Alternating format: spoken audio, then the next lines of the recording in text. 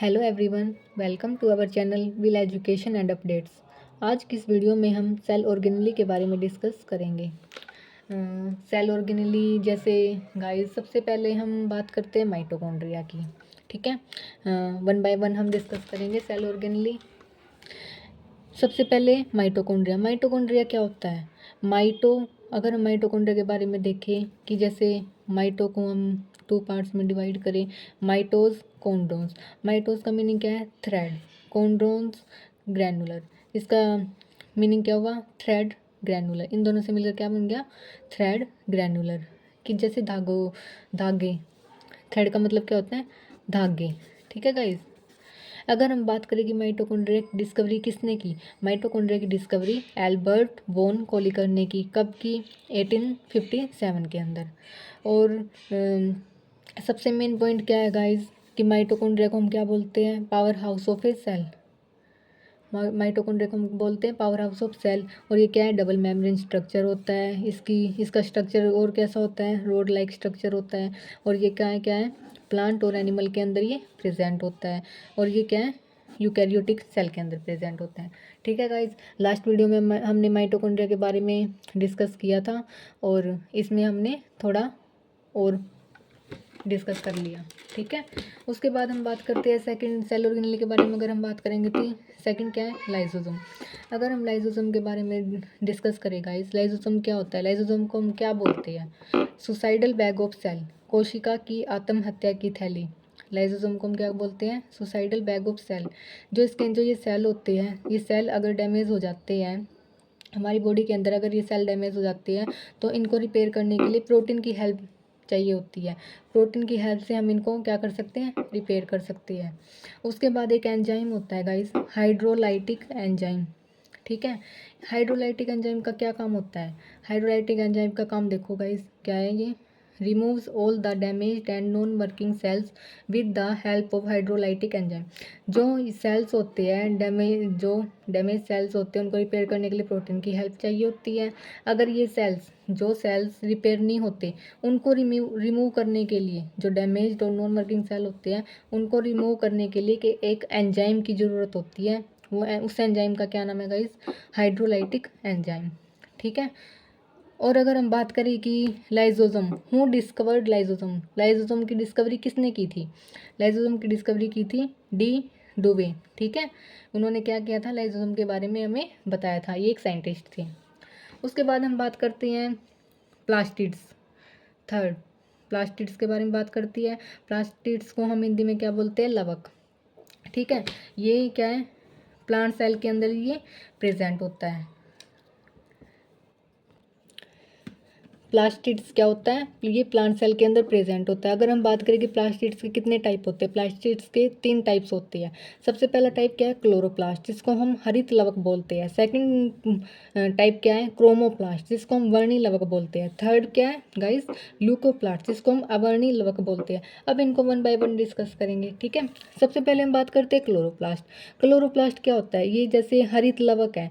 Chloro के meaning से ही पता चल रहा है। क्लोरो क्या होता है कि मतलब जैसे ग्रीन कलर, इसका कलर कैसा है? Green colour. क्या है ये? Provide green colour to the leaves of a plant और ट्री। ये ना जो लीव्स होते हैं, ये जो प्लांट होते हैं या हम ट्री की बात करते हैं, जो प्लांट को ना ये ग्रीन कलर प्रोवाइड करती है। ठीक है, अगर हम इसके पिगमेंट की बात करें कि इसका पिगमेंट कौन सा है, इसका पिगमेंट है क्लोरोफिल। ठीक है,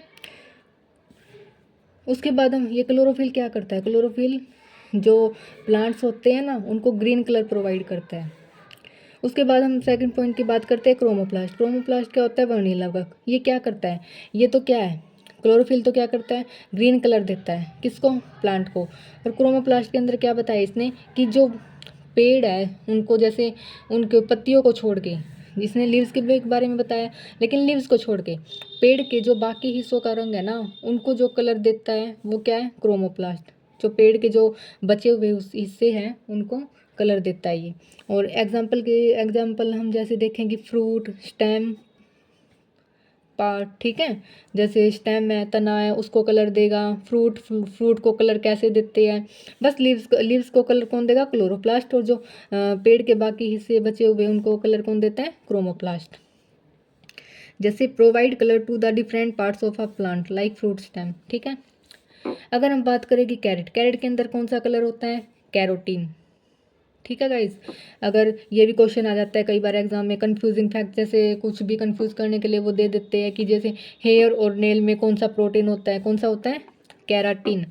कैरेट में तो कैरोटीन होता है, और हेयर और नेल्स में प्रोटीन की बात करें तो कैराटीन, ठीक है। उसके बाद हम बात करते हैं कि beetroot, red colour in beetroot, beetroot का मीनिंग क्या है, चुकंदर, चुकंदर के अंदर रेड कलर होता है, वो किस वजह से होता है, कौन से प्रोटीन की वजह से होता है, बिटानिन। उसके बाद हम बात करते हैं येलो कलर इन टर्मरिक, टर्मरिक का मतलब क्या होता है, हल्दी, हल्दी में जो येलो कलर होता है उसको प्रोटीन की मतलब कौन से वो देता है, उनका नाम क्या है, कुकुमिन, ठीक है गाइस। उसके बाद हम थर्ड पॉइंट की बात करते हैं, थर्ड टाइप की ल्यूकोप्लास्ट, इसको हम बोलते हैं अवर्णी लवक। ये क्या होता है, कलरलेस पार्ट ऑफ प्लांट, ये जो प्लांट है, प्लांट के जो वो पार्ट है उनको क्या है, कलरलेस बताता है, ठीक है। जैसे हम एग्जाम्पल से समझने की कोशिश करते हैं, जैसे एग्जाम्पल क्या दिया इसने, रूट्स ऑफ प्लांट्स, जो उनकी जो प्लांट्स की रूट्स होती है वो क्या है, वो डीप होते हैं मिट्टी के अंदर, तो उनके अंदर कोई कोई भी कलर नहीं होता, तो इसने क्या बताया कि ये कोई भी कलर नहीं देता, ये कलरलेस होता है, ठीक है गाइस। उसके बाद हम बात करते हैं फोर्थ ऑर्गेनेली की बात करें तो हम इसको गोल्गी बॉडी, गोल्गी बॉडी को हम क्या है गाइस, दूसरा नाम किस नाम से बोल सकते हैं, हम गोल्गी बॉडी को गोल्गी एपरेटस के नाम से भी बोल सकते हैं, और इसको हम ट्रांसपोर्टेशन मैनेजर ऑफ सेल के नाम से भी बोल सकते हैं, असिस्टेंट ऑफ माइटोकॉन्ड्रिया, ठीक है, माइटोकॉन्ड्रिया का असिस्टेंट, इन इसको गोल्गी बॉडी को हम इन सभी नामों से बोल सकते हैं। और अगर हम बात करें कि हु डिस्कवर्ड गोल्गी बॉडी, किसने डिस्कवर किया था गोल्गी बॉडी को, कैमलियो गोल्गी ने कब किया था, 1831 के अंदर, ठीक है गाइस। अब हम बात करते हैं जैसे माइटोकॉन्ड्रिया, माइटोकॉन्ड्रिया का जो सेल है वो क्या करता है, वो पावर प्रोवाइड करता है, जो उसके ऑर्गन है उनको ऊर्जा को, ऑर्गन तक क्या है, ऊर्जा को पहुंचाता है, जैसे कौन कौन से वो है, मिनरल, कार्बोहाइड्रेट, ये क्या है, ट्रांसपोर्ट करते हैं। जैसे गोल्गी बॉडी है, गोल्गी बॉडी क्या है, एक सेल है, वो क्या करता है, ऑक्सीजन प्रोवाइड करता है, जैसे help in transportation of energy to the organ, क्या करता है वो, एनर्जी को ट्रांसपोर्ट करने में, ऑर्गन तक ट्रांसपोर्ट करने में वो हेल्प करता है। Help in transport of mineral and carbohydrate, carbohydrate और मिनरल को ट्रांसपोर्ट करने में हेल्प करता है। उसके बाद हम बात करें help in synthesis of cell wall, plasma membrane and lysosome, cell wall, plasma membrane, lysosome की सिंथेसिस को करने में हेल्प करता है। और इसका मेन वर्क की अगर हम बात करें तो इसका मेन वर्क क्या है गाइज, ये क्वेश्चन बहुत बार आ चुका है, मेन वर्क क्या है इसका, गोल्गी बॉडी का, कि ये सेल तक ऑक्सीजन को पहुंचाने में ये हेल्प करता है, ठीक है गाइज। ये हमने पढ़ा गोल्गी बॉडी के बारे में। उसके बाद हम बात करते हैं डीएनए, डीएनए क्या होता है। अगर हम डीएनए की बात करें तो डीएनए की फुल फॉर्म क्या होती है, डीऑक्सी राइबो न्यूक्लिक एसिड, ठीक है। और ये क्या होता है, ये जो डीएनए है, ये डीएनए एक क्रोमैटिन होता है, डीएनए के अंदर एक क्रोमैटिन होता है, और ये क्रोमैटिन क्या होता है, क्रोमैटिन एक थ्रेड लाइक स्ट्रक्चर होता है, ठीक है। और ये डीएनए का होता है न्यूक्लियस के अंदर, एक जो न्यूक्लियस होता है, न्यूक्लियस के अंदर डीएनए होता है, ठीक है। और डीएनए के अंदर ये जो क्रोमैटिन है, क्रोमैटिन होता है, ठीक है। और क्रोमैटिन का मीनिंग क्या होता है, ये थ्रेड लाइक स्ट्रक्चर की तरह दिखता है। अगर हम बात करें हु डिस्कवर डीएनए, डीएनए की डिस्कवरी किसने की, तो किसने की थी, वाटसन और क्रिक ने। और क्या है, डबल हेलिक्स इसका स्ट्रक्चर है, स्टैंडर्ड स्ट्रक्चर है, इसके अंदर जितनी भी जेनेटिक फॉर्मेशन है उनको स्टोर करता है। अगर हम बात करें डीएनए की यूनिट की बात करें तो डीएनए की यूनिट क्या है, जीन्स, ठीक है। और डीएनए के 4 बेसिस होते हैं गाइज, ये बहुत बार एग्जाम में पूछ चुके हैं। जैसे इसके 4 बेसिस हमें याद करने, एडिनिन, थाइमिन, साइटोसिन, ग्वानिन, ठीक है। ये डीएनए के क्या है, 4 बेसिस है। और जो फॉस्फेट शुगर है ना, इज प्रेजेंट इन डीएनए, ये मेन पॉइंट है, फॉस्फेट शुगर प्रेजेंट होती है डीएनए के अंदर, ठीक है। उसके बाद हम बात करते हैं गाइस आरएनए, ठीक है। आरएनए क्या होता है, आरएनए की अगर हम फुल फॉर्म की बात करें तो आरएनए है राइबो न्यूक्लिक एसिड, ठीक है। और ये आरएनए क्या होता है, ये सिंगल स्टैंडर्ड आरएनए होता है। और अगर हम बात करें कि आरएनए के 4 बेसिस होते हैं, साइटोसिन, गुवानिन, एडिनिन, यूरासिल, ठीक है गाइस। और इसमें क्या क्या होता है, जैसे आरएनए के अंदर ये क्या है, फॉस्फेट शुगर और राइबो शुगर से मिलकर बनता है। Molecule which act as enzyme were known as ribo enzyme. जो मॉलिक्यूल है वो एंजाइम के साथ एक्ट करते हैं, उनको हम क्या बोलते हैं, राइबोजाइम बोलते हैं। ये जेनेटिक इन्फॉर्मेशन को स्टोर करता है, रिस्टोर्स कर लेते हैं, ठीक है। अगर हम बात करें कि आरएनए के टाइप्स की, इसके 3 टाइप होते हैं।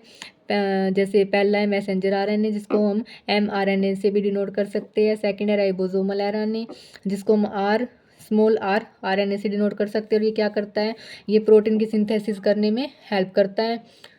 उसके बाद थर्ड है ट्रांसफर आरएनए, ये क्या करता है, ये टी से स्मॉल टी आरएनए से डिनोट कर सकते हैं हम इसको। और ये क्या करता है, ट्रांसफर मतलब आरएनए को एक आरएनए से दूसरे आरएनए तक ट्रांसफ़र करने में, राइबोसोमल प्रोटीन की सिंथेसिस करने में, मैसेंजर क्या है, मैसेज पहुंचाने के लिए, ठीक है गाइज।